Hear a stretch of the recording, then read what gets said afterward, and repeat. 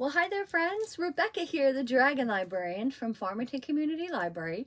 And Brilla and I are here today to talk to you about a couple books that we absolutely love, we're super excited about, and we're particularly excited to talk about them this week, specifically because this week is Thanksgiving week, right? So we've got Thanksgiving coming up this week, and usually this time of year is a really great time to think about all the things that we're thankful for.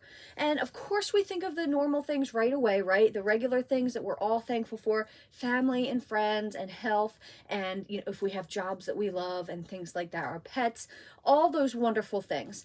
But one of the things I really like to think about as well, in addition to all those things, is books. Wow, what a surprise, right? Miss Rebecca, the Dragon Librarian, is very thankful for books. But I am, and you should be too. Maybe it's just not something that you've really thought about, but I'm sure there are many reasons why there are books and authors that you're thankful for.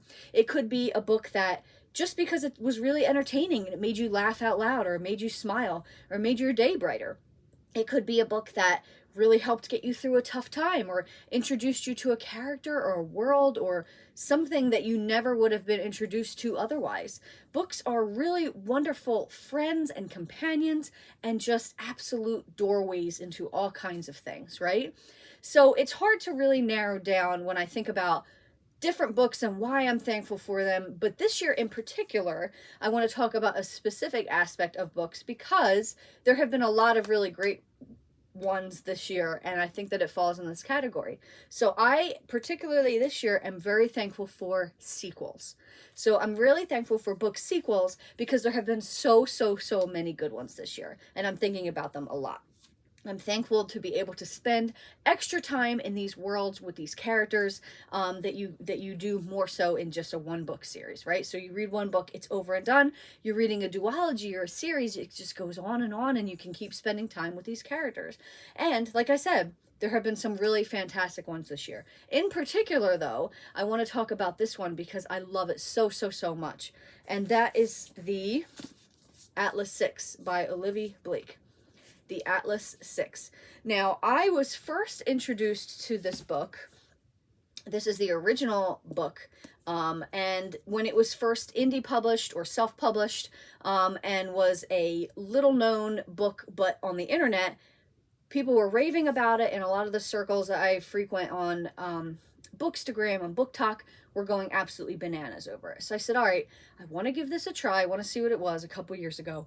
Fell in completely in love with it. So wanted to get this and talk about it to everyone and put it in so many different people's hands. And then the good news was it got picked up by a really big publishing company. So it was republished into this beautiful edition of the Atlas 6, and the second book in the series just recently came out, the Atlas Paradox. So very excited about this. So what is this series about?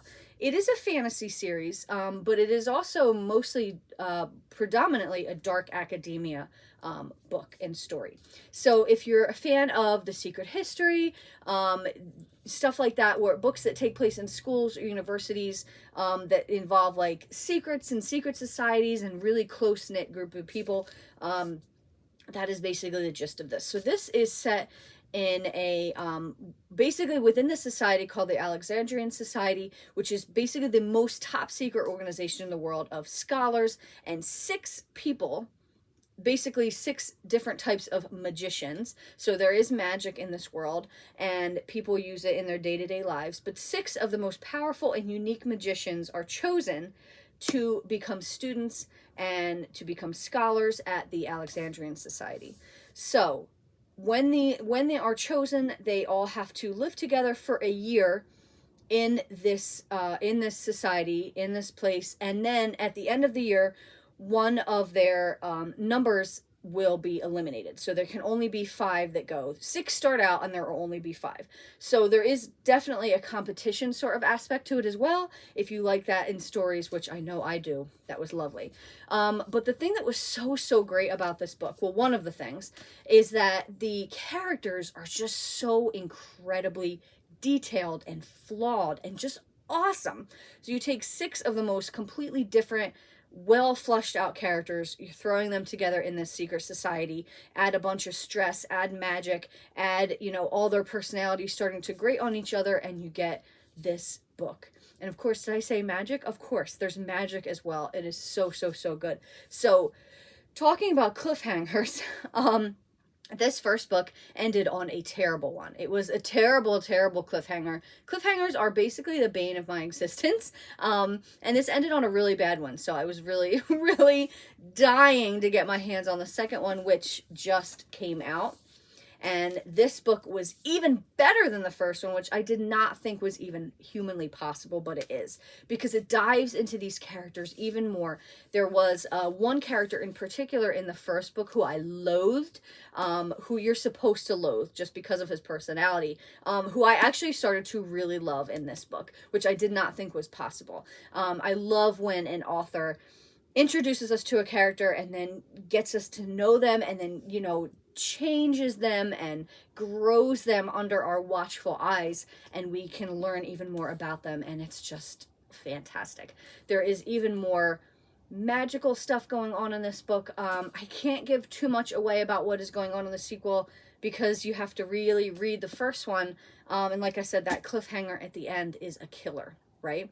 So you're going to want to get into this one. This one just came out. You can hop right into this one and read it as well. Sequels, they are amazing. Oh, and the other thing that is probably something you'll enjoy, the end papers. The end papers for these books are absolutely gorgeous, right? So both of them have just these beautiful end papers. And even more exciting, the beginning of different sections of the book have these gorgeous black and white illustrations of all of the six initiates of the society, which I love. You know, I don't think you have to be a young person to enjoy illustrations in books, and I am, for one, very particularly obsessed with them. So, and the second book has illustrations as well. So, highly recommend this series. Both of these books are fantastic. It is a fantasy series, but it is, I would say, very light fantasy or urban fantasy because it does take place in this world, just with a different added twist that there is magic to it as well. So, highly recommend this. Love both of them so much. They are amazing. Everybody's talking about them for very good reason because they are fantastic. This one does end on a cliffhanger too. I hate to break it to you, but it is at least a little bit more of a satisfying one than the first one. So those are what we're talking about today. I hope that you guys find this series really awesome and interesting. If so, please feel free to come and check them out from Farmington Community Library. And also, please tell me in the comments below, or even come into the library if you want and talk to me about some of the books and authors that you're thankful for and why, because I'd love to talk to you about that.